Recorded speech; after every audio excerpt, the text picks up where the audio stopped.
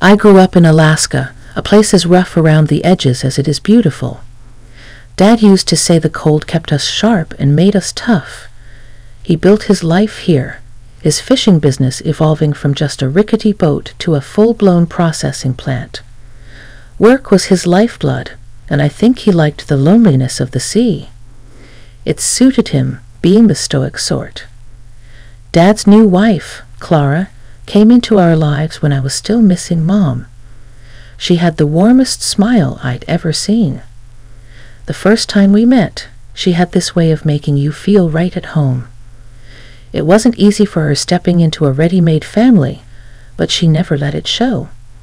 She and Dad met at a community dance, and she joked later about how his 2 left feet didn't scare her away. Emily, your dad could sink a ship with those dance moves, but somehow he caught me. She'd laugh while making pancakes on a Saturday morning. Clara didn't have any kids of her own, and dived into being my stepmom without a second thought. Looking back, I guess she was what held everything together, especially when Dad was off at sea. I was close to Dad, but he wasn't much of a talker. His way of showing love was through actions, like the time he built a swing set overnight, so I'd have a surprise in the morning. Dad, you're crazy. It's freezing out there. I remember pulling my jacket tighter while watching him out the window, working under the harsh light of a single bulb. Nah, just determined? He'd call back, his breath clouding in the icy air. Anything for my girl. My best friend Mia lived just down the road. She was fiery, a redhead with a temper to match. Em, we're going to get out of this frozen wasteland. Watch me, Mia would vow, her eyes fierce. We'd sit by the fire, planning our futures in grand cities with sun and no snow. After high school, everything felt too small, too familiar. I craved something different, something warmer. California was calling, a place as sunny as Alaska was cold. I'd spent nights dreaming of beaches and palm trees, anything but ice. Dad wasn't thrilled at first. The distance bothered him. You sure about this, Emily? California's a long way from here. Dad frowned, his hands deep in his pockets as he spoke. Dad, I'd love it here, but I've got to see what's out there. Plus, I can always come back. I tried to sound more confident than I felt. Clara was the one who smoothed things over, like always. Let her go, Jack. She'll be fine. She's got your stubbornness, doesn't she? In the end, Dad agreed, his gruff voice softer than usual. All right, but call your old man sometimes, yeah? Don't forget where you come from. Landing in California was like stepping onto another planet. I enrolled at the university, eager to dive into my economic studies. The campus was sprawling, lush with greenery I'd only seen in magazines. On my first day, I remember feeling a mix of nerves and excitement bubbling up as I navigated through crowds of students, all seeming to know exactly where they were going. I was just trying to find my first class without looking like a lost puppy. Hey, you look a bit lost. First day? A voice called out from behind. I turned to see a girl about my age, her skateboard tucked under one arm, a grin spread across her face. Is it that obvious? I replied, trying to muster a smile while adjusting the heavy backpack slipping off my shoulder. Only a fellow newbie. I'm Jess, she said, extending her free hand. Emily. Nice to meet you, Jess, I managed, shaking her hand. Her grip was firm, friendly. Jess became my first friend in California. She was from San Diego, so not quite a local, but close enough to give me pointers. You'll get used to it. Everyone's from somewhere else here, she reassured me as we walked to class together. Classes were tough, but I thrived on the challenge. Economics made sense to me. It was numbers and patterns, a language I understood well.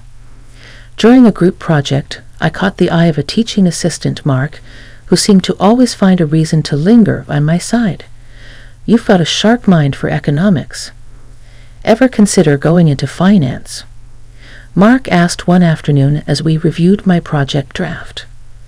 "I'm more into the big picture stuff, not just moving money around," I said, not wanting to admit how little I knew about the finance world. "Fair enough, but think about it. You'd be good," he nudged, a playful smirk on his face. Mark was different from anyone I met. He had this easy charm, a quick wit, and a smile that could disarm you in an instant.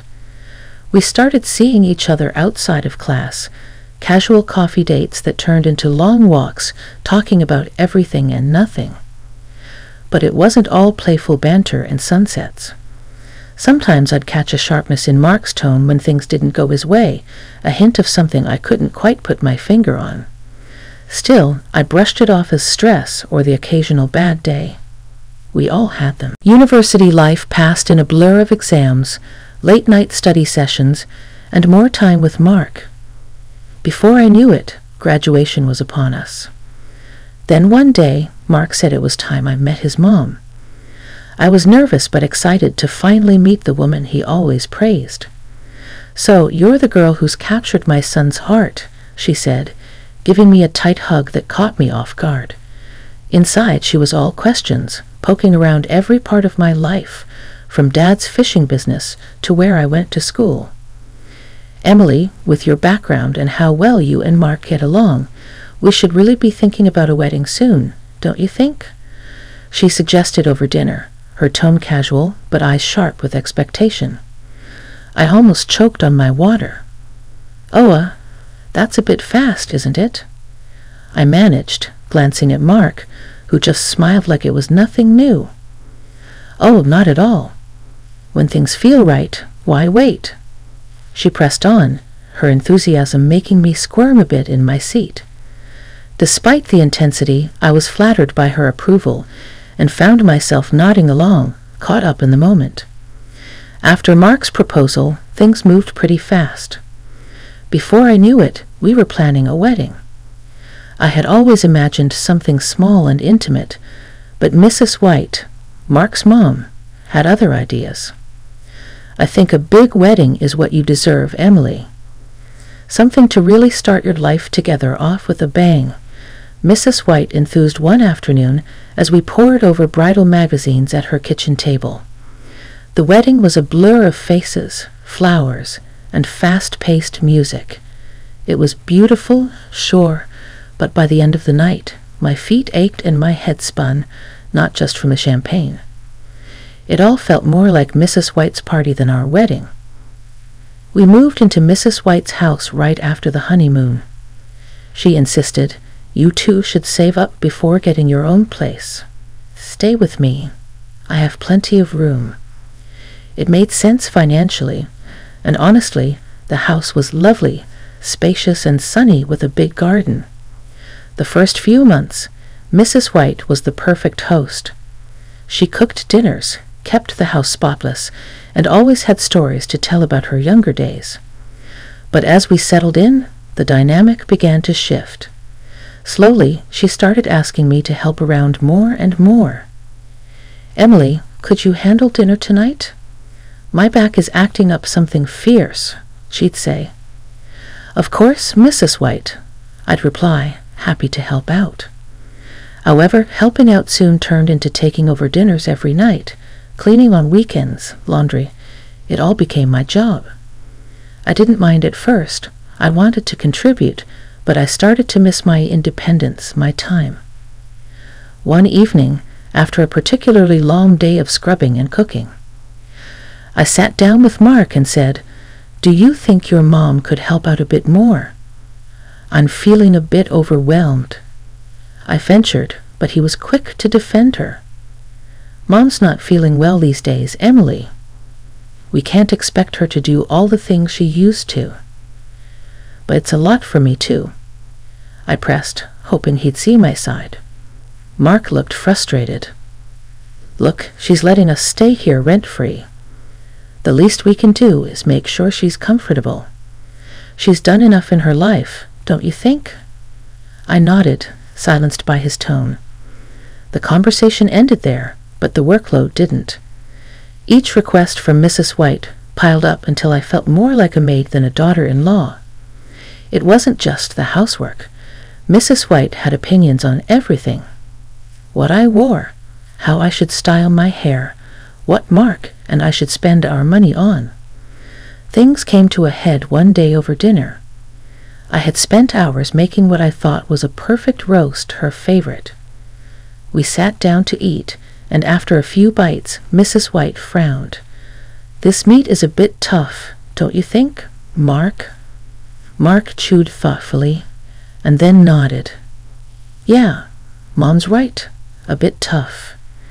I felt my face flush with embarrassment and anger. "I followed the recipe exactly," I said, my voice sharper than intended. Mrs. White said, "No need to get snippy, dear. Just some constructive criticism." That night, as I washed the dishes, tears of frustration mixed with the soapy water. This wasn't the life I had imagined when I said yes to Mark. Life with Mrs. White took a sharp turn. One ordinary evening, as we were finishing dinner, she dropped the news like a cold splash of water. "I'd been to the doctor today, and well, it turns out I have some serious health issues. I can't keep up with the housework anymore." I glanced at Mark, searching his face for some kind of reaction. He seemed concerned but calm, as if he had been expecting this.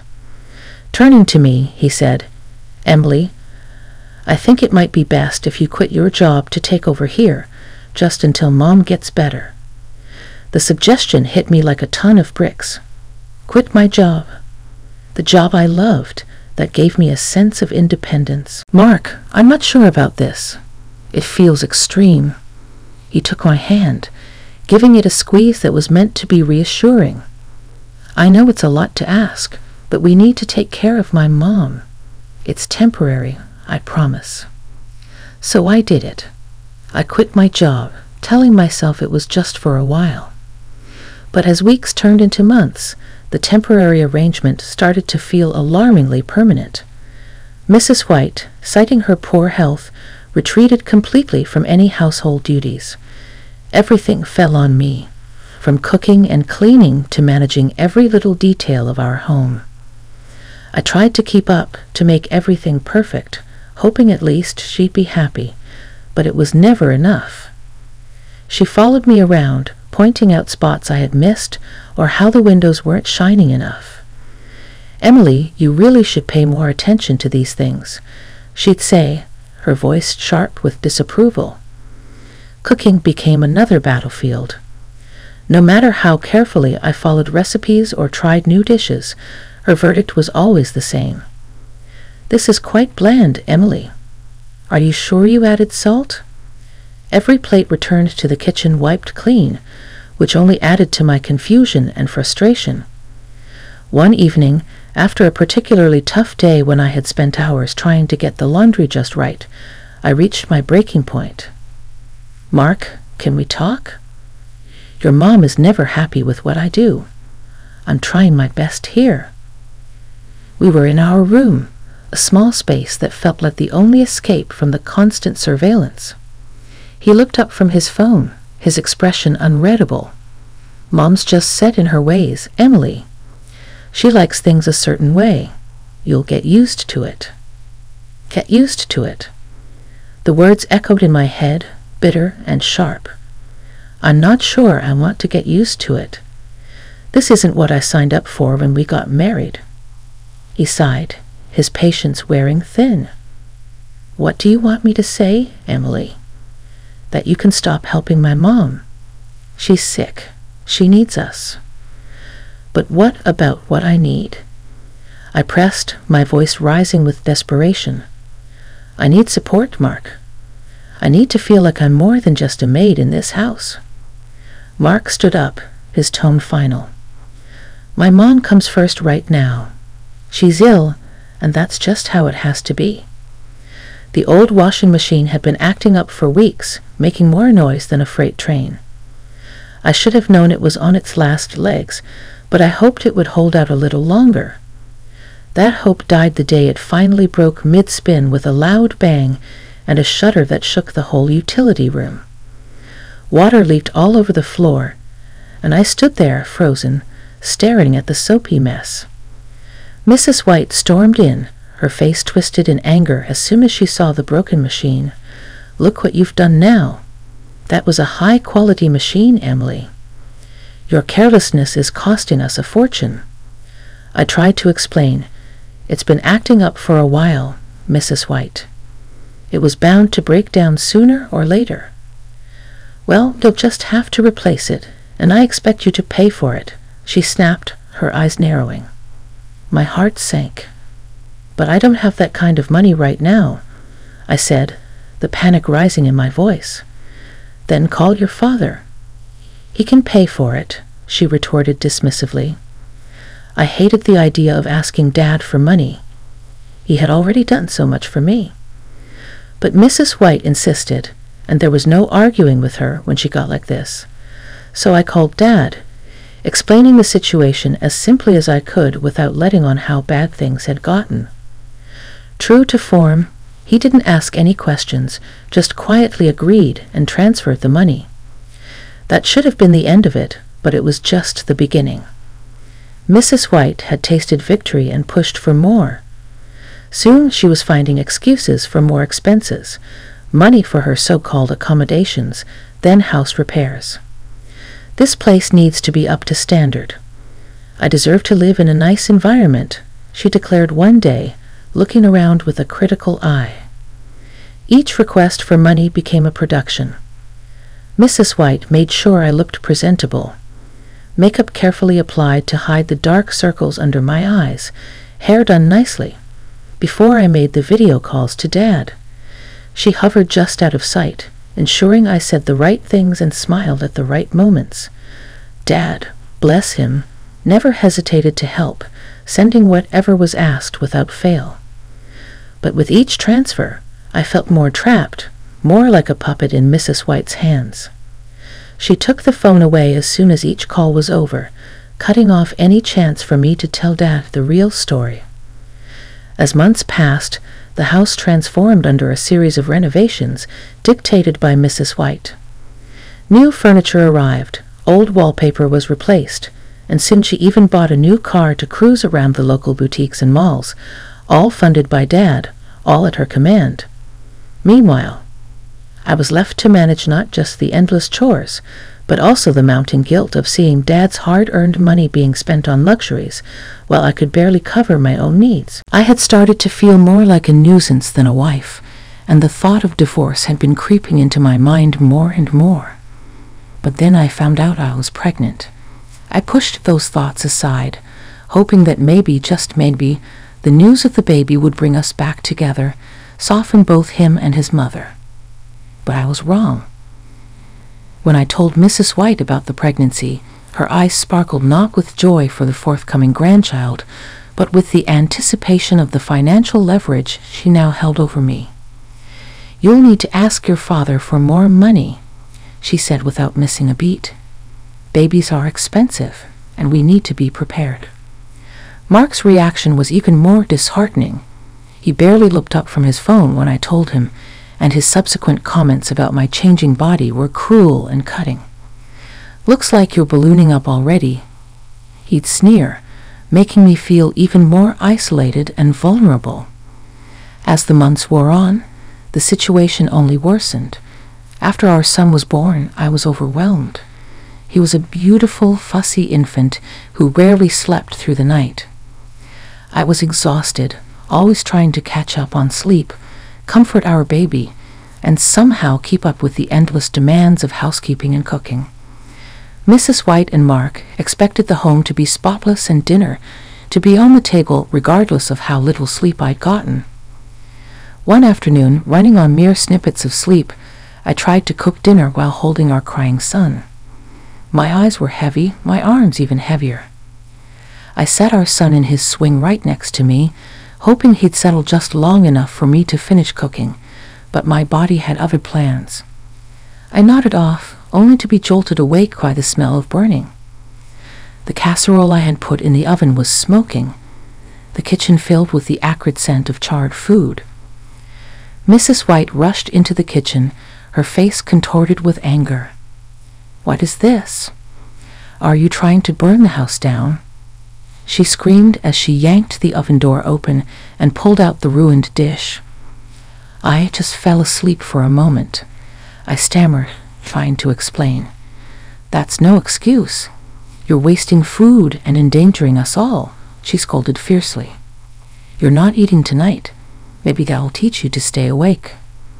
I was too tired to argue, too defeated to fight back. I nodded, swallowing the lump in my throat, feeling the sting of tears in my eyes.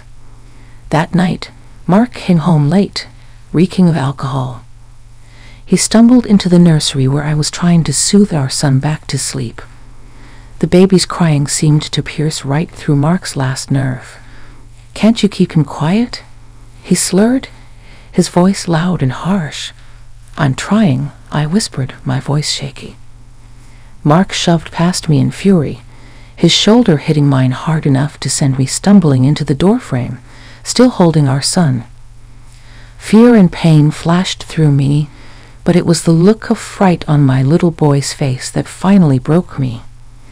I had been planning my escape, quietly waiting for the right moment when everything aligned. The final trigger was the next transfer of money from Dad. Once it hit my account, I knew I had everything I needed to get away. I chose a day when I knew Mark and his mother would be out. I didn't pack much, just a bag with the essentials for me and my baby. It was hard to think I was leaving my life behind, but the thought of another day in that house was unbearable. I dressed quickly, pulling on an old jacket and wrapping my son up warmly against the chill. I called a taxi, my hand shaking slightly as I did. The drive to the airport was the longest of my life, every minute ticking by slowly, filled with the fear of being followed or found out. At the airport, I bought our tickets with the cash I had withdrawn using the money Dad sent. My heart pounded in my chest all the way through security and didn't settle until we were seated on the plane. The doors closed and locked for takeoff. We landed in Alaska late at night. The cold air hit me hard as we stepped off the plane, a stark reminder of the world I had left behind. As a young woman, I took another taxi directly to Dad's house, clutching my son to my chest, feeling his warmth and the beating of his small heart. When I rang the doorbell, it was past midnight. I was exhausted emotionally and physically, my hair tangled, my face stained with tears. Dad opened the door, and his face, initially confused, dropped in shock when he saw the state I was in. "Emily, what's happened?" he asked, his voice filled with concern. I couldn't hold back the tears any longer. "Dad, I need help. Please save me," I sobbed, the weight of the past months pouring out in those words. Once we were settled in the living room, Clara handed me a cup of hot tea. The warmth was a small comfort against the chill that had settled deep inside me. I began to tell them everything.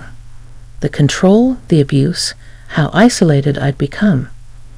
When I showed them the bruises, marks hidden under clothes and makeup, Dad's face turned hard, his fists clenched in anger. "I'm calling the police, and we're getting the best lawyers.